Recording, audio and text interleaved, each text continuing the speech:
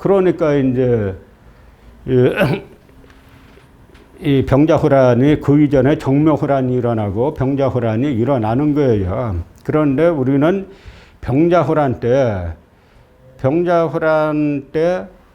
우리가 생각하기에는 청나라가 일방적으로 쳐들어온 걸로 생각하는데 그게 아니에요. 이거 정묘호란 때 형제 관계를 맺기로 했고, 그 다음에 이제 병자호란 때 이제 군신 관계를 맺자라고 하니까 팔도에 선정교서를 먼저 내린 인물을 인조가 먼저 내렸어요. 내렸는데 후금군이 압록강을 건넜다는 보고를 듣고 그 인조가 원래 이제 그 농성하기로 한 장소는 강화도입니다. 근데 강화도로 가려고 하는데 이미 청나라 군사가 또 끊었다는 거예요. 이 김포로 강화도로 가는 길을. 그 당시 도로도 변변치 않을 때 압록강에서 이 김포까지 오는 게 여기 서울에서 김포는 지금도 시내버스도 다니잖아요. 더 빨리 온 게 여기에서 서울에서 이 강화도 가는 것보다. 그러니까 부랴부랴 이 인조 임금이 부랴부랴 그 남한산성으로 들어갈 수밖에 없었던 겁니다. 그 강화도에는 모든 농성 준비가 다 돼 있었는데 인조반장은 아무 준비가 안 돼 있었어요. 거기다 또 우리나라는 항상 전쟁 나는 해에 겨울이 엄청 추워요. 6.25 때도 엄청 추웠다 그러죠. 이때도 엄청 추웠어요. 그러니까 이제 할 수 없이 남한산성에 들어가가지고 농성하다가 구원군이 안 와요. 이제 안 오는 이유가 있습니다. 이 백호윤우 선생이 나중에 북벌을 기초로 조정에 나와가지고 이 주장한 게 있어. 뭐냐면 이제 이 신분제 이야기인데 요걸 이렇게 보시면은 이 서인 노론, 송시열 중심의 이 서인 노론하고 이 백호윤우 중심의 남인 청남하고 이 상당히 달라요. 우리가 지금 그 여야 있지 않습니까? 지금 우리 사회에 지금 뭐 민주당하고 미래통합당하고 차이보다 이 두 당의 차이가 훨씬 커요. 이게 뭐냐면 단적으로 이쪽 이제 말씀드릴 건데요. 이 서인 노론은 주자학, 성리학만 유일 사상이고 나머지 사상 주창하면 전부 다 사문난적으로 몰죠. 그 반면에 남인, 청남들은 주자학을 상대주의화 해가지고 양명학과 천주학도, 천주교도 용인을 합니다. 그 다음에 이 서인 노론은 신분제를 극도로 강화하자는 거죠. 그래서 서자, 여성, 천민 차별을 극대화하는 걸 주장하는데 이 남인들은 신분제 완화를 주장해요. 그래서 이제 특히 나중에 이제 신분제 완화 주장할 때 뭐 만인과나 뭐 호포제 이런 것들이 뭐냐면 그 윤유가 나중에 그 조정의 그 숙종 때 출사해가지고 주장하는 것 중에 이제 호패를 없애자는 겁니다. 호패. 지금 우리는 그 주민등록증 보면 똑같잖아요. 다. 자세히 보면 주소가 어딘가 보면은 조금 이제 돈 있는지 없는지는 알 수가 있는데 어쨌든 증만 가지고는 모르죠. 그런데 조선은 호패만 꺼내면 다 알 수 있는 거예요. 양반들은 뿔로 된 패를 차고 이품 이상 벼슬아치들은 상아로 된 패를 차고 그 다음에 일반 평민들은 이제 나무로 된 패를 차기 때문에 패만 보면은 뭔지 다 아는 거죠. 그러니까 윤후가 출사하고 나서 조정 나와서 하는 이야기가 아니 왜 사람을 그렇게 이제 차별대우 하겠습니까? 그러면 이제 이 호패제도를 없애자라고 하면서 사례를 든 게 뭐냐면 병자호란 때, 정묘호란 때 그 청나라 군사가 밀고 내려왔는데 안주성을 포위해서 평안도. 이때 평안감사 윤헌이라는 인물이 군사들에게 나가서 싸우자라고 하니까 움직이질 않아요. 조금 이따 나가보니까 막 시끌벅적한 거예요. 나가서 보니까 군사들이 호패를 다 저기 싸놓고 감사에게 쟤들 보고 나가서 싸우라 그래. 그게 뭐냐면 임진왜란 때 서해 유성룡 선생이 그 임진왜란 때 거의 나라 망한 걸 살린 게 뭐냐면 서해 유성룡 선생이 면천법이란 걸 만들어요. 면천법, 천인에서 면제해 주는 법. 그러니까 일본군의 머리 하나 베가지고 오면은 천인들은 자유민인 양인으로 신분 상승 시켜주고 두 개를 배가지고 오면은 우림이 지금의 청와대 경호실에 취직시켜주고, 세 개 배가지고 오면은 장군 배설을 줍니다. 그러니까 이 법 통과시키고 난 다음에 의병들이 막 일어나는 거예요. 그러니까 천민들이 그 조선 쪽으로 붙으면서 조선이 다시 살아난 겁니다. 그런데 이제 임진왜란 다 끝나니까 유성룡을 실각시키고 다시 면천법을 없애버렸죠. 그러니까 얼마 있다가 또 한 30여 년 있다가 그 정묘호란, 병자호란 일어나니까 니들끼리 싸워 하는 거예요. 그래서 삽시간에 저쪽에서 압록강에서 이 김포까지 오는 게 더 빨랐던 게 전혀 정묘호란, 병자호란 때는 의병이 안 일어나요. 백성들로부터 이제 완전히 이반된 거죠. 바로 이제 그런 배경들이 있는 건데요. 그 다음에 이제 서인노로는 북벌을 반대하고, 그 다음에 남인 청남은 북벌을 이제 강력하게 주장한 그런 차이가 있습니다. 그런데 효종임금은 이 효종임금 시대와 조금 이따 이제 말씀하신 예송논쟁과 아주 밀접한 관련이 있는데요. 효종은 그 인조의 둘째 아들이죠. 자기 큰형 소현세자가 있어요. 근데 소현세자는 뭐 들어오자마자 얼마 안 돼서 이제 독살 혐의 끝에 그 유역만리에서 9년 동안 잘 살다가 들어왔는데 보니까 소현세자가 이미 세상 바뀐 걸 다 알았어요. 그 뭐냐면 청나라가 나중에 북경을 파죽지세로 밀고 내려갈 때, 이제 역사 얘기하다 보면 자꾸 이제 그 사건의 인물을 해야 되니까 학문하다 보면 시간이 짧아지는데, 그때 이 오삼계라는 인물이 그 명나라 군에서 이제 이 사내관이 그 만리장성의 명나라 때 쌓은 이제 동쪽 끝인데요. 거기를 이제 지키는 군사인데, 그 이자성이, 농민군 이자성이 북경을 점령했습니다. 그러니까 이제 이자성의 부친이 오삼계에게 편지를 보내요. 다 끝났으니까 항복하라고. 그래서 이제 오삼계가 항복하려고 하는데, 또 다른 소식 들려오는 게 북경에 남겨뒀던 오삼계의 애인이 있어요. 진원원이라고. 이 진원원을 이자성의 부장이 가로챘다는 거예요. 그러니까 오삼계가 사나이 대장부가 돼가지고 내 여인 하나 못 지키는 게 말이 되냐라고 해서 청나라에다가 인의의 군대를 조직해서 저 이자성을 함께 토벌하자. 말은 인의의 군사를 조직하자라는 거지만 사실은 청나라 항복하겠다 하는 이야기예요. 청나라가 좋다라고 해서 오삼계와 청나라 군사가 손을 잡고 파죽지세로 밀고 내려오는데, 이때 이제 청나라에서 그 소현세자 보고 같이 내려가자라고 해서 같이 오죠. 같이 내려와서 북경에서 소현세자가 이제 아담 샤를 만나는 겁니다. 예수의 선교사인 아담 샤를 만나는데, 그 예수회가 만든 지금 학교가 소강대가 다 예수회에서 만든 거예요. 아주 센 카톨릭 내에 아주 군대 조직 비슷한 그런 이제 이 교단인데요.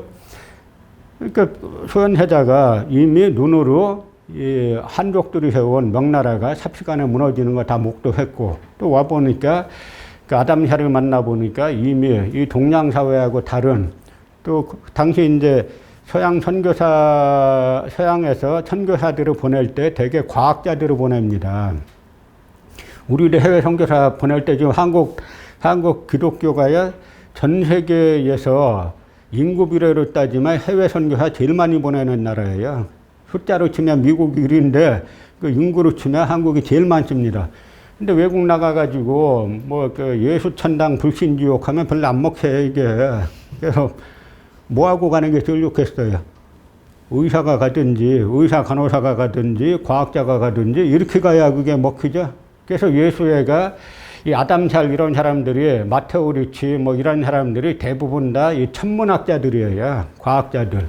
그 만나보니까 소현세자가 이미 동양사회하고는 다른, 또 다른 그 서양세계가 있다는 걸 알았죠. 그래서 이제 그 청나라에서는 이미 북경까지 점령했기 때문에 이제 귀국해도 좋다라고 하니까 소현세자가 귀국한다라고 이제 그 아담샬에게 인사하니까 아담샬이 그럼 귀국하면 그 천주교를 좀 전파하게 해달라라고 하니까 소현세자가 그럼 내가 신부를 데리고 귀국하겠소 이러는 거예요.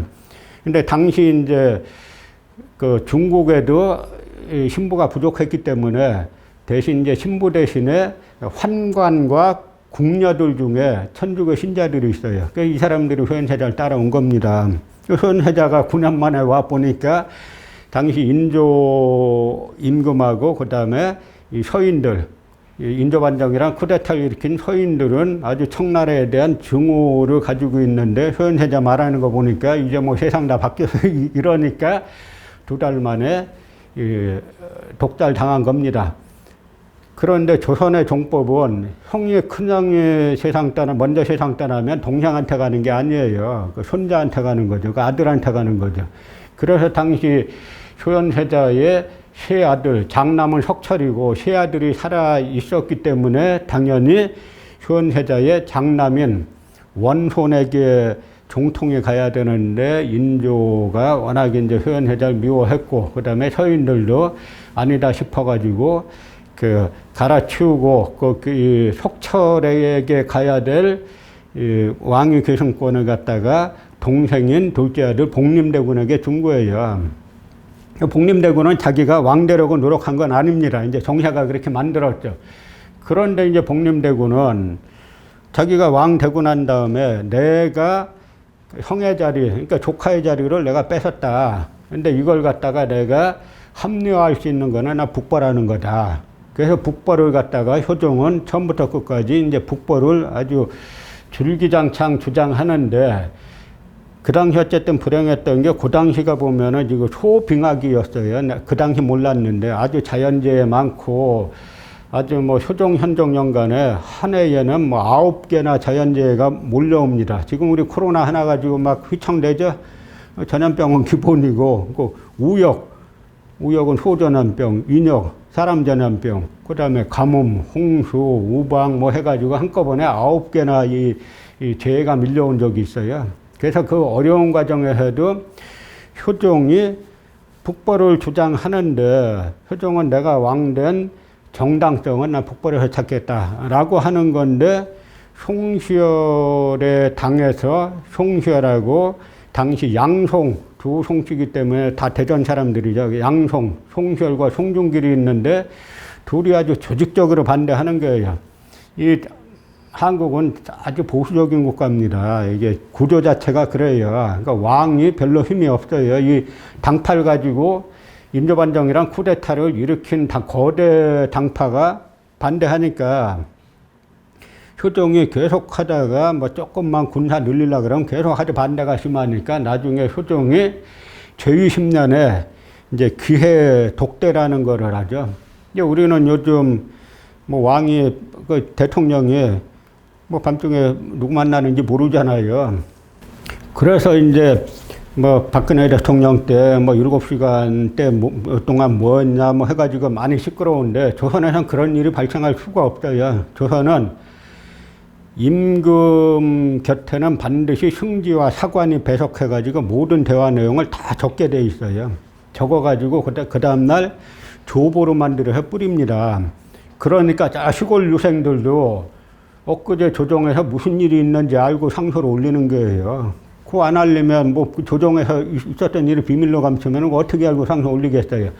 그런데 이 조선에서는 임금과 신하가 단둘이 만나는 독대는 아주 엄격히 금지하는 거예요. 왜냐하면 정치라는 것은 하늘이 할 건데 하늘이 직접 할 수 없으니까 한 사람에게 천명을 내려서 하늘이 할 정치를 대신하게 하는 거다. 그리고 천명 받은 사람을 도와서 함께 정치하는 거다. 함께 정치하는 사람들 다 천명의 일부를 받은 거죠. 그러니까 이 정치는 광명정대하고 떳떳해야 된다. 숨기는 게 있어서 안 된다. 해가지고 모든 걸 적는 거예요. 그런데 이때는 딱 그 효종이 그 사관하고 승지 따라오려 그러니까 나가라. 이제 송혈만 남아라. 라고 하니까 이제 그 당시 분위기 속에서 이게 독대하면 북벌 가지고 이야기하려고 하는 거구나라는 걸 알고 이 승지와 사관이 안 따라갔죠. 그러니까 승지와 사관이 안 따라갔는데 송시열이 그 대화를 다 기록으로 남겼어요. 옛날 사람들 머리 좋아요. 그 대화를 다 송시열이 나중에 기록으로 남겼는데 핵심은 뭐냐면 효종은 북벌하자. 그리고 내가 심지어 뭐라고까지 말하냐면 나는 내전에도 안 들어간다. 그러니까 이 부부관계도 안 한다 하는 이야기예요. 내 몸을 잘 10년 동안 길러가지고 포병은 뭐냐면 지금 대포가 아니라 이 소총수는 이제 소총수를 10만을 길러가지고 우리가 적당한 때 치고 올라가면은 이 만주족에게 시달리는, 여진족에게 시달리는 한족이 일어나지 않겠느냐. 난 자신 있다. 이제 이렇게 말하죠. 그러니까 이제 송시열은 여기 나온 대로 수기형가 같이 올라가시죠 하는 게 아니라 가장 중요한 거는 몸을 닦고 뭐 집안을 뭐 다스리는 겁니다. 이런 엉뚱한 이야기를 하는 겁니다. 자기가 그렇게 전했어요, 송시열이. 그러니까 나중에 이제 효종은 송시열에게 내가 경에게 그리고 송중길, 양송에게 정권을 다 주겠다. 대신에 조건이 있다. 북벌해라. 북벌 못할 것 같으면 정권 내놓고 나가라. 이렇게 둘 중 하나 선택하라고 한 겁니다. 그러니까 송시열이 진퇴양난에 빠졌죠. 나와가지고 그 당시 정태화라는 사람이 있는데 영의 정도 했죠. 정태화가 남긴 기록을 보면은 송시열이 이제 정태화를 찾아왔어요. 찾아와가지고 북벌하자라고 하니까 정태화가 나는 대감이 북벌의 기치를 높이 들고 올라가는 걸 진짜 보고 싶습니다. 근데 나는 몸이 너무 안 좋아갖고 같이 하기 힘들어요. 이러고 송시열이 가니까 정태화 아들이 아니 아버님 무슨 북벌 같은 얘기 하십니까? 라고 하니까 정태화가 그 우함이 날 찾아온 것은 내 입에서 북벌 찬성한다는 한마디만 나오면 나에게 북벌 책임을 다 뒤집어 씌우고 자기는 빠져나가려고 찾아온 거다. 그래서 내가 나눈 놈 위에 기는 놈이 있다는 식으로 내가 빠져나간 거다. 이렇게 말하는 거죠. 그래서 송시열은 진퇴양난에 빠졌는데 그 한 달 반쯤 지나서 효종이 갑자기 세상 떠나는 거예요. 효종에 종기가 났는데 저 신각이라는 어이가 침을 놓다가 혈락을 범해서, 그 혈락은 혈관 아닙니까? 혈관을 찢어가지고 피를 갖다가 이 다발로 쏟고 혈액 부족에 의한 쇼크사를 한 거죠. 근데 나중에 조사해 보니까 저 신각이라는 어이가 이 수전증, 이 손이 떨리는 증세가 있는 어이예요. 그런 어이가 침논되는 게 말이 안 되는 거죠. 요즘은 이제 우리가 조선이 한의학이 대단히 발전한 나라인데 요즘 그 조선 한의학이라는 건 사실 너무 의료법에 묶어두면 한의학은 발전하기가 좀 힘든 학문이에요. 한의학은 사실 선비들이 귀양 갔을 때 뭐 먹고 살겠어요? 집안에서 돈 안 보내오면은. 그럼 물론 사람 하나 정해갖고 뭐 하긴 하지만 뭐 귀양객을 누가 좋아하겠습니까? 이럴 때 선비들이 먹고 사는 게 두 가지예요. 하나는 서당을 차리든지 하나는 한의원 차리는 건데 다들 선비들은 그 정자, 그 주자 정자할 때 정자가 선비들은 무릇 의학에 대해서 알지 않으면 안 된다. 왜냐하면 효도를 할 때 부모님이 아플 때 처방을 해야 되기 때문에 의학에 대해서 알아야 된다라고 한 이유로 성리학자들은 의학을 다 하는 겁니다. 그래서 조선 이 어휘들은 실제로 여성 같은 경우 실에 이렇게 왕비나 진찰할 때 실에 이렇게 해가지고 본다 그러잖아요. 다 보는 거예요, 실제로. 그런데 임금의 어휘에 수전증 있는 어휘가 침을 놓다가 혈락을 보면서 죽는 일이 발생했는데 이 신각이 사용시켜야 된다라고 나오니까 송시열 쪽에서 이제 막다가 결국은 이제 워낙 혐의가 중하기 때문에 이제 사형을 당했죠. 그래서 효종이 세상 떠나고 나서 이제 예속 논쟁이 시작되는 건데요. 일본인들이 예속 논쟁 갖다가 뭐 3년 입으면 어떠고 1년 입으면 어떠고 그런 거 가지고 뭐 정권이 왔다 갔다 하고 사람이 죽고 했냐라고 하는데 그런 문제가 아니에요. 말하자면 그 일본에서도 효군이 누가 주기했는데 그 효군 주기가 옳으냐 그러냐 그거 따지는 겁니다.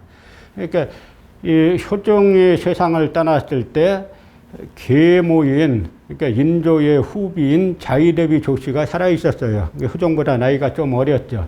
그래서 이때 자이대비 조씨가 상복을 3년 입어야 되느냐 1년 입어야 되느냐 이거 가지고 이제 논쟁이 벌어지는 건데요.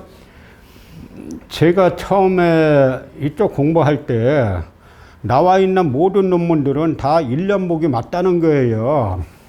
그래서 제가 깊게 공부 안 했는데, 아니, 왕이 세상 떠났는데 이게 3년복이 아니라 1년복이 맞다는 게 이게 도대체 스스로 납득이 안 가는 겁니다. 제가 사실 지금까지 이렇게 온 게 스스로 공부해가면서 의문이 있으면은 공부라는 게 학문이라는 자체가 묻는 것을 배우는 거잖아요. 전 의문이 있으면 그 의문을 쭉 찾아봤어요. 그래서 온갖 책을 다 뒤져봤죠. 심지어는 이때 뭐냐면 3년복이다, 뭐, 1년복이다 따질 때, 국제라는 게, 고려라는 게 나오고 국제라는 게 나와요. 그래서 저는 국제가 도대체 뭔지 해가지고 엄청 뒤져보니까 나중에 국제는 경국대전을 뜻하는 게 경국대전이나 국조오래이 같은 우리의 예법 뜻하는 거고, 고려는 중국 이쪽의 예법을 뜻하는 건데, 이 일년복을 하려고 하니까 서인들이 일년복을 주창하는 거죠. 근데 이제 송시열 이쪽이 일년복을 주창하면서 이 당시 아까 백호윤호는 아직 조정에 안 나왔어요. 이 조선이란 나라는 학자를 우대하기 때문에 학문이 있다 그러면 상당한 이 사대부 사이에서 여론을 형성할 수 있습니다. 그러니까 송시열이 일년복설을 주장하려고 하면서 백호윤호가 어떻게 생각할지, 윤호는 남인이고 자기는 서인인데 이게 신경이 쓰이는 거예요. 그래서 먼저 일년복설을 주장하면서 사람을 백호윤호에게 보냈습니다. 보내가지고 나는 일년복설을 주장하려고 하는데 당신의 견해는 뭐냐라고 물어보죠. 근데 이때 윤호의 사랑방에